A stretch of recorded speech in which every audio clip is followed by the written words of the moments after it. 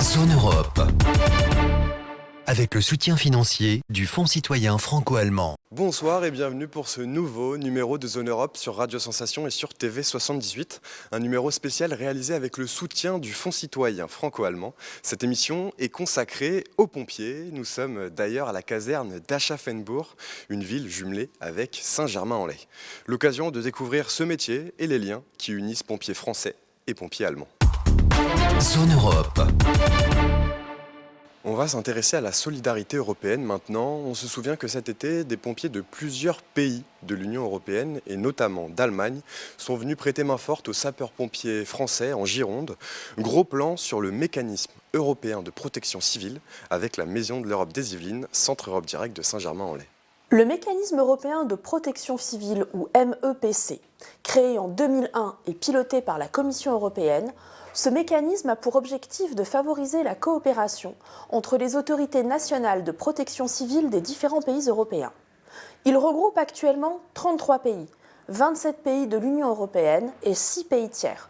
Islande, Monténégro, Norvège, Serbie, l'ancienne République yougoslave de Macédoine et la Turquie, qui se coordonnent pour apporter leur aide aux victimes de catastrophes d'origine naturelle et humaine, en Europe, mais aussi dans le monde entier. Il est déclenché à la demande d'un État et le Centre de coordination de réaction d'urgence de l'Union européenne, ou Emergency Response Coordination Center, organise la mise en commun des ressources, matériel, experts, équipes de terrain, modules d'intervention proposés par les États membres en capacité de répondre. La Commission, quant à elle, finance le fonctionnement général, une partie des frais d'acheminement, la formation, des exercices préparatoires et les opérations de sensibilisation de la population.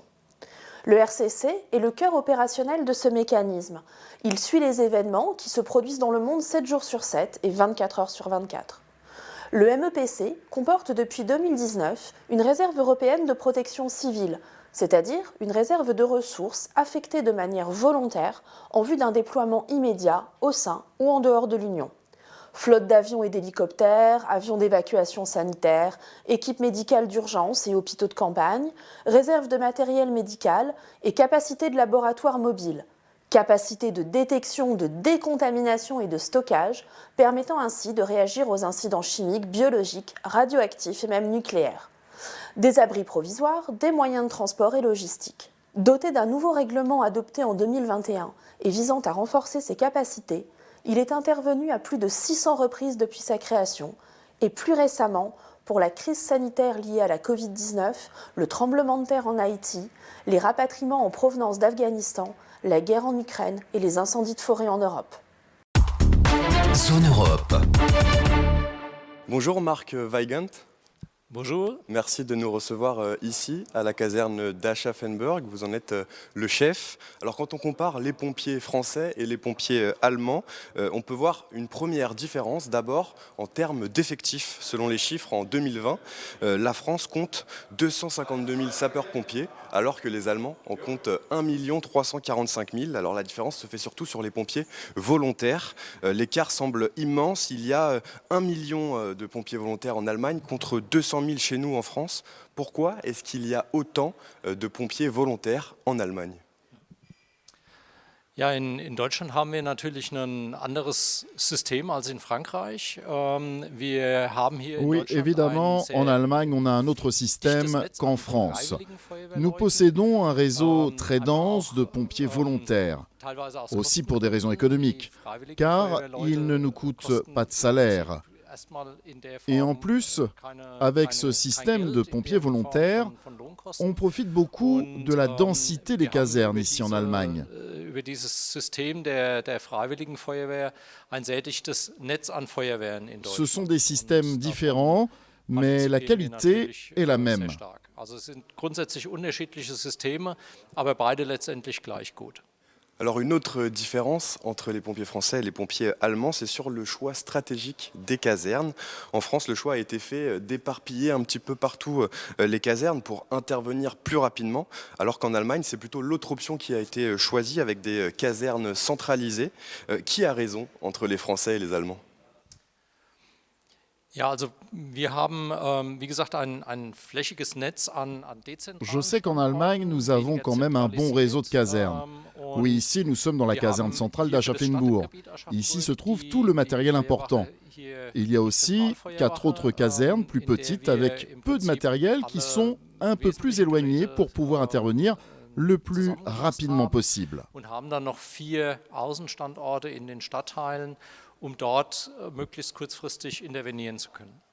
Je vous propose d'écouter maintenant le capitaine Emmanuel Blétu, commandant de la caserne de Saint-Germain-en-Laye. Il nous explique les différences de mission entre les sapeurs-pompiers en France et en Allemagne. Alors typiquement en France, nous avons des sapeurs-pompiers professionnels et volontaires qui effectuent exactement les mêmes missions, qui ont exactement les mêmes statuts d'un point de vue opérationnel et qui se rendent sur les mêmes interventions. Aujourd'hui en Allemagne, nous avons des sapeurs-pompiers professionnels qui vont en intervention, puisqu'ils ont des gardes postés, donc ils vont en intervention en primo-intervenant. Et ensuite, les sapeurs-pompiers volontaires sont rappelés au centre de secours et viennent en renfort, en deuxième volet, en deuxième engagement, pour venir effectuer des missions de soutien, de déblai, de surveillance, par exemple. Alors oui, il y a des différences, mais aussi certains points communs que l'on aimerait parfois ne pas voir. En Allemagne aussi, les pompiers se font parfois agresser. C'était le cas cette année, lors du Nouvel An. Une trentaine de pompiers et de policiers ont été blessés par des pétards dans la capitale, à Berlin. Alors ça a beaucoup fait parler ici en Allemagne. Qu'est-ce que vous en avez pensé ? Übergriffe auf Einsatzkräfte, egal ob Polizei, Feuerwehr, Rettungsdienst oder Gewalt gegenüber Einsatzkräften, geht überhaupt nicht. Das verurteilen wir natürlich aufs Schärfste. Wir sind auch sehr betroffen. Les brutalités et les actes de violence contre des forces d'intervention sont inacceptables et nous les condamnons. Nous sommes bouleversés par les violences à Berlin lors du Nouvel An. Il y a eu des violences aussi dans d'autres villes allemandes. Si les forces d'intervention sont violentées alors même qu'elles sont là pour aider les gens, ça ne va pas du tout. Il faut que ça soit puni. Letztendlich bestraft werden. Und das ist ganz wichtig, dass die Gesamtgesellschaft das erkennt und auch Il est très important que la société entière le comprenne et qu'elle nous soutienne. Il faut que ces violences soient condamnées par la société. Letztendlich, dass gesamtgesellschaftlich gesehen wird, dass Gewalt gegenüber Einsatzkräften zu verurteilen ist. Quelles sont les principales missions qui vous occupent ici à la caserne d'Aschaffenburg ? La plupart de nos interventions sont des assistances techniques sur les accidents, des dégâts des eaux et le soutien des ambulances. Les incendies ne représentent seulement qu'un quart de nos interventions. Alors en termes d'effectifs, on l'a dit, l'Allemagne compte énormément de sapeurs-pompiers volontaires. Alors ici, si j'ai bien compris, c'est une caserne où il y a des sapeurs-pompiers professionnels. Combien de pompiers travaillent ici dans cette caserne ?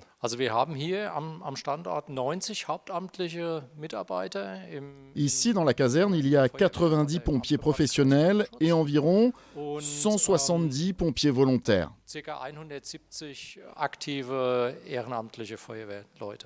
En termes de matériel, alors on a pu apercevoir des camions, mais aussi des bateaux. Quel est le matériel dont vous disposez ici pour aller faire vos interventions ?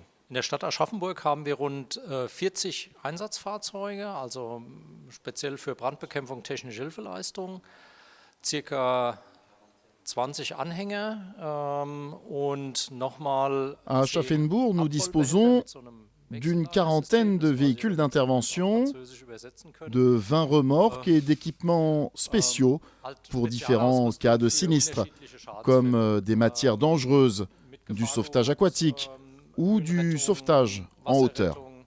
Unterschiedliche Gebiete, die letztendlich mit dieser Ausrüstung abgedeckt werden.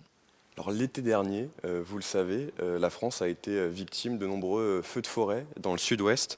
Alors des pompiers venus de toute l'Union européenne sont venus en renfort pour aider leurs homologues français. Vous, en tant que pompier, qu'est-ce que vous avez pensé de cette initiative ? L'Allemagne, elle aussi, y a participé, et plus précisément la Bavière.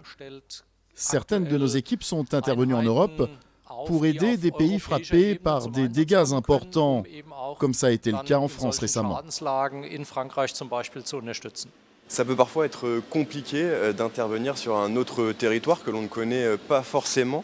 Comment est-ce que vous vous adapteriez si jamais demain vous devriez intervenir dans un territoire que vous ne connaissez pas ?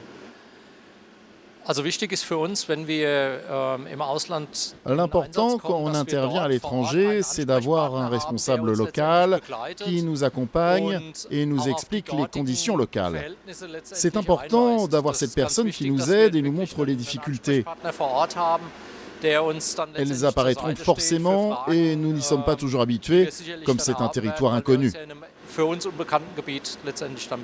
Les échanges entre les casernes de Saint-Germain-en-Laye et d'Aschaffenbourg sont réguliers. On écoute tout de suite le lieutenant Fabien Delabre-Lopez. Les échanges dans le cadre du jumelage avec les pompiers d'Aschaffenbourg consistent à des rencontres culturelles, professionnelles, divers échanges, où des pompiers d'Aschaffenbourg viennent à Saint-Germain à l'occasion des différentes cérémonies et différents échanges amicaux et fraternels que nous pouvons avoir avec eux. Et des sapeurs-pompiers de Saint-Germain seront également en Allemagne, à Aschaffenbourg, où nous sommes à chaque fois accueillis comme des rois, à faire des activités extraordinaires et surtout voir une façon de vivre et de travailler qui est un peu différente. C'est toujours très enrichissant pour nous. Lorsque vous êtes venu en France, qu'est-ce qui vous a le plus marqué ?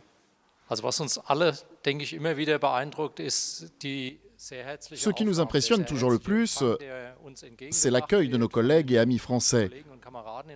On peut toujours échanger, malgré certaines barrières de langue.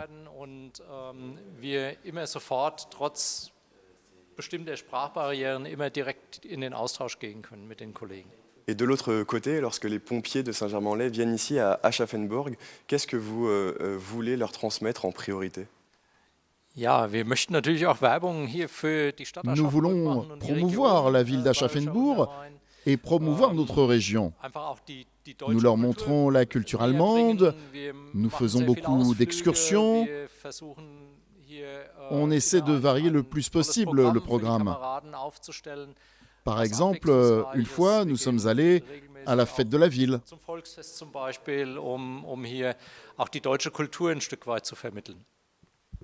Ces liens entre les pompiers français et allemands sont un exemple parmi d'autres de l'amitié franco-allemande, impulsée, vous le savez, depuis 1963 et le traité de l'Élysée, des échanges qui sont enrichissants, comme en témoigne l'adjudant-chef Michel Clavier de Saint-Germain-en-Laye.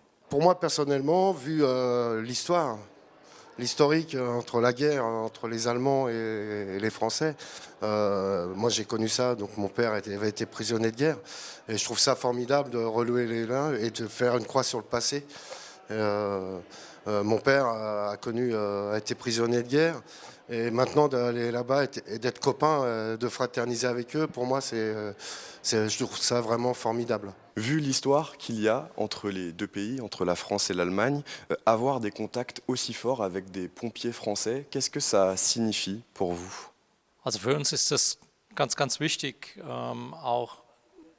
Pour nous, il est très important de ne pas complètement oublier l'histoire qui lie nos deux pays. Et c'est notre devoir de construire une amitié étroite, d'avoir des échanges amicaux et de s'apporter mutuellement du positif.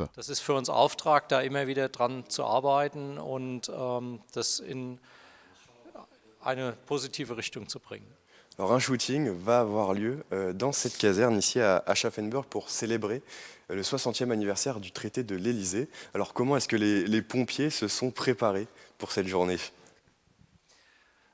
On ne leur a pas donné à manger pendant 3 mois.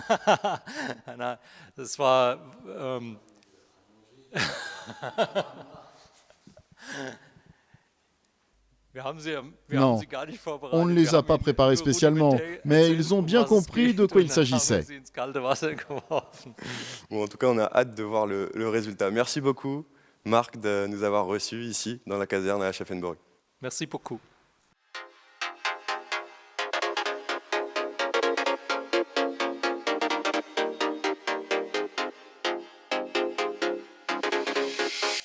c'est une journée un peu particulière pour la caserne d'Aschaffenburg. Les pompiers allemands vont poser aujourd'hui devant l'appareil de Fred Goudon. Fred Goudon, c'est le photographe des dieux du stade et de plein d'autres calendriers. Il est spécialiste dans l'art de photographier le corps des hommes. Ça y est, on rejoint Fred Goudon. Alors Fred, il y a besoin de quoi pour un shooting? Alors il faut des flashs, du matériel qui est là, et puis tous les pompiers qui sont en train de se mettre en place. Donc on a fait un petit discours de bienvenue, ça s'est bien passé. Et après ça, on va commencer à shooter petit à petit, les uns après les autres individuellement, pour leur donner un petit peu l'idée de ce que ça donne. Et puis pour moi aussi, avoir une idée de leur photogénie. Et puis après, on va enchaîner sur les photos de groupe, etc. Bon, on laisse Fred se préparer, et puis nous, on va aller mettre une tenue un petit peu plus adaptée.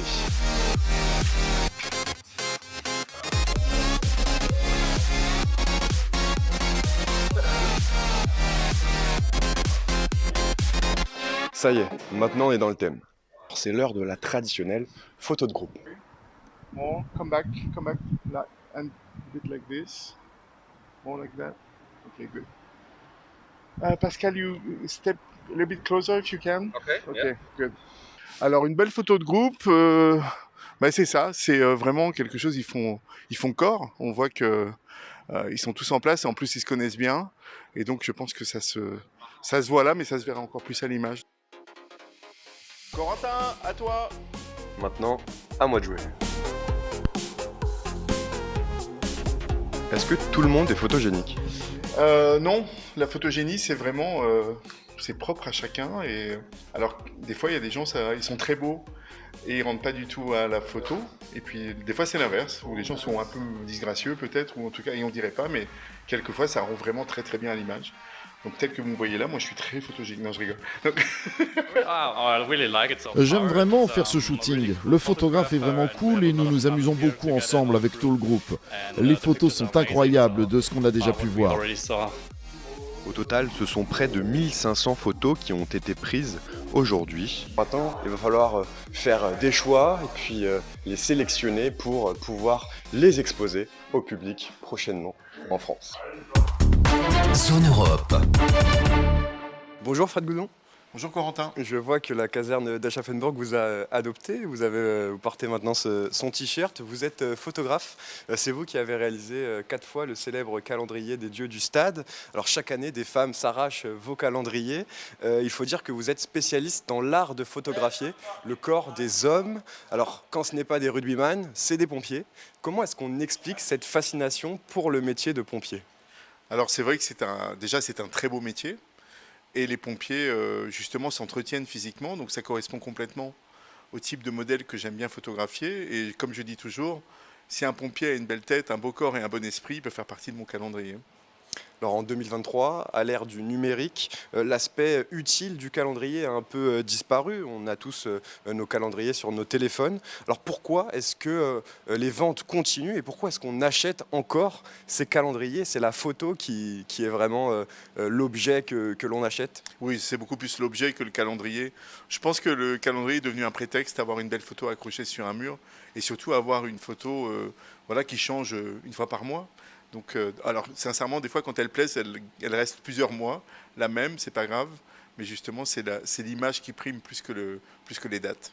Alors cette fois, vous nous préparez une exposition itinérante dans les Yvelines, à l'hôtel de ville de Saint-Germain-en-Laye, à la Maison de l'Europe, au Crazy Hall à Saint-Quentin-en-Yvelines et même dans les locaux de Radio Sensation. Une exposition donc pour célébrer l'amitié franco-allemande. Est-ce que avant ce projet, vous connaissiez déjà l'Allemagne? Est-ce que vous avez déjà été dans ce pays? Et qu'est-ce que l'amitié franco-allemande représente pour vous? Alors oui, j'ai beaucoup travaillé avec un éditeur allemand, avec qui j'ai fait mes premiers 6 livres d'ailleurs. Donc c'est pas un petit truc, c'est un éditeur de Berlin qui s'appelle Bruno Gmunder. Et donc j'ai eu l'occasion d'aller plusieurs fois à Berlin justement pour les rencontrer. J'avais organisé aussi une exposition à Berlin dans un hôtel, à l'hôtel Axel. C'était vraiment une superbe aventure. Et puis ça se passe toujours très très bien avec les Allemands. Je trouve qu'il y a une chose qui se passe simplement, naturellement, efficace. Ils font ce qu'ils disent. C'est un vrai plaisir de travailler avec eux, vraiment.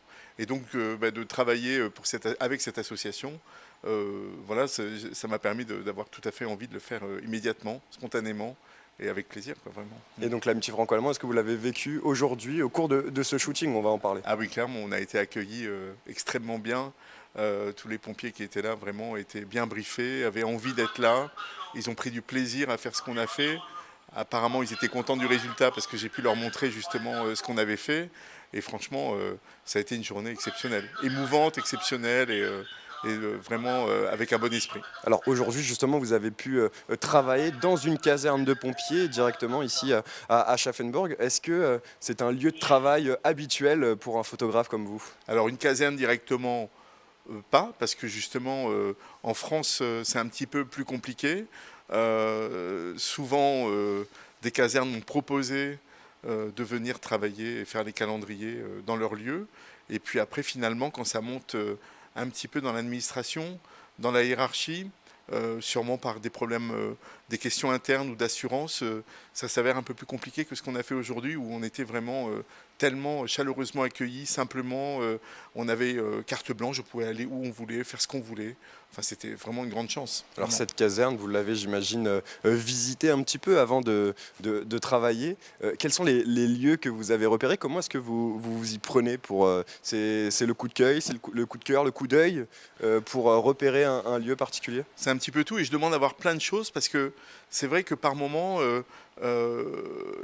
quand je vais faire un repérage, les gens pensent que cette partie de ce lieu va m'aller complètement, alors qu'il y en a une autre qui est peut-être un peu plus vieille, un peu plus décatie, un peu usée par le temps. Et là, c'est là où je vais être très content.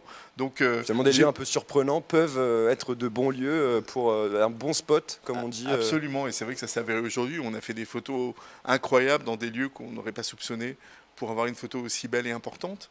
Donc c'est le moyen justement de... Je me projette. Et il faut absolument que je vois le lieu pour me projeter. Sinon, je ne peux pas être juste un exécutant et faire l'image où on me dit de la faire. Il faut que je vois tout. Est-ce que vous avez un exemple de lieu là à nous décrire qui vous a particulièrement marqué aujourd'hui? Tout à l'heure, on était entre deux lieux de shooting, dans les vestiaires en bas et une salle de sport.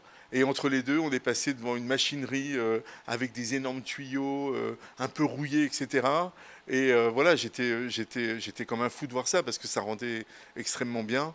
Et donc on a fait une très belle photo dans ce lieu entre deux, voilà, mais ça tombait parfaitement. Alors je sais que ça ne va pas vous rajeunir, mais ça fait 38 ans que vous avez débuté votre carrière de photographe. Quel est le plus beau lieu dans lequel vous avez travaillé? Ah, il y en a beaucoup.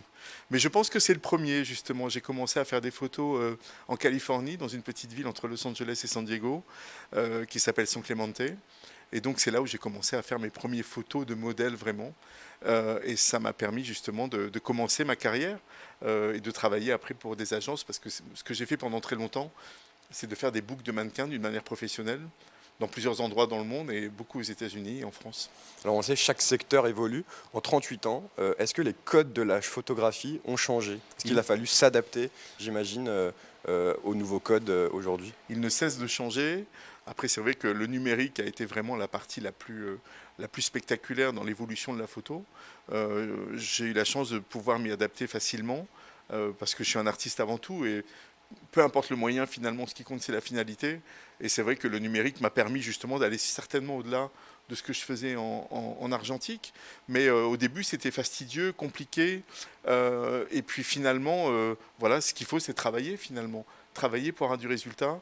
Et c'est ce qui s'est passé avec le numérique. Et puis aujourd'hui, bien sûr, cette évolution de cette image qui envahit nos vies avec les réseaux sociaux. Alors c'est vrai qu'à un moment, Instagram, je considérais que ça prenait beaucoup de mon énergie, de mon travail, et que les autres faisaient des photos qui étaient pas mal finalement. Et sont nés les réels sur Instagram ou TikTok, par exemple, qui sont plus des images vidéo que des photos. Donc ça permet de remettre en avant un petit peu mon travail de photographe finalement, parce que les gens font beaucoup de vidéos, et c'est très bien comme ça. Donc... Au cours de votre carrière, vous avez côtoyé de nombreux pompiers. Comment est-ce qu'on sont les pompiers allemands aujourd'hui? Comment est-ce que ça s'est passé? Est-ce qu'ils sont prêtés au jeu? Ah oui, mais vraiment. Et puis, sans se connaître, voilà, ce matin, on ne les connaissait absolument pas. Et puis ce soir, on est parti avec des gens avec qui on a passé une journée incroyable et c'était extrêmement chaleureux avec des remerciements de leur part qui m'a vraiment troublé et une gratitude vraiment par rapport à ce qu'on a fait. Ils étaient vraiment très très contents de ça. Et puis moi aussi, hein, d'ailleurs, hein, je suis fou de joie de ce qu'ils m'ont apporté et surtout la confiance qui m'ont porté. Et pour finir, Fred Goudon, quelle est votre technique pour les mettre à l'aise, s'il y a eu besoin de les mettre à l'aise? Alors oui, il faut toujours quand même les mettre en confiance, qui que ce soit, quels que soient les modèles que l'on photographie. Bon, mon quotidien, c'est de faire du nu artistique, donc j'ai l'habitude de le faire. C'est pas un sujet pour moi. Et j'amène justement les modèles à savoir poser naturellement nus. Alors il faut absolument qu'ils aient envie de le faire. Je force jamais personne à faire quoi que ce soit. Comme aujourd'hui, on a fait une scène sous la douche. On a vraiment proposé à qui voulait le faire. Bon, c'était du nu de dos, donc ça reste juste esthétique, il n'y a rien de provoquant. Mais il fallait que chacun arrive à se projeter par rapport à cette photo. Et finalement, ils voulaient tous le faire. Et j'avais besoin de 3 ou 4 pompiers seulement pour faire cette photo. Mais parce que justement, je pense qu'ils se sont sentis en confiance. C'est ce que j'arrive à générer facilement. C'est-à-dire que, comme quand vous allez chez le médecin, finalement, vous vous mettez torse nu ou nu, c'est sans complexe, c'est naturel, etc. Et donc, je pense que j'arrive à provoquer ça chez les modèles que je photographie en général. Merci beaucoup, Fred Goudon. Merci, Corentin. D'avoir été avec nous, puis on attend le résultat, et puis cette exposition à venir. Zone Europe. Zone Europe chez les pompiers, c'est terminé pour aujourd'hui. Vous pouvez revoir cette émission en replay sur notre site internet et sur notre application Radio Sensation et aussi sur TV78. Merci au Fonds citoyen franco-allemand. Allez Pascal, maintenant, faut y aller. Zone Europe. Avec le soutien financier du Fonds citoyen franco-allemand.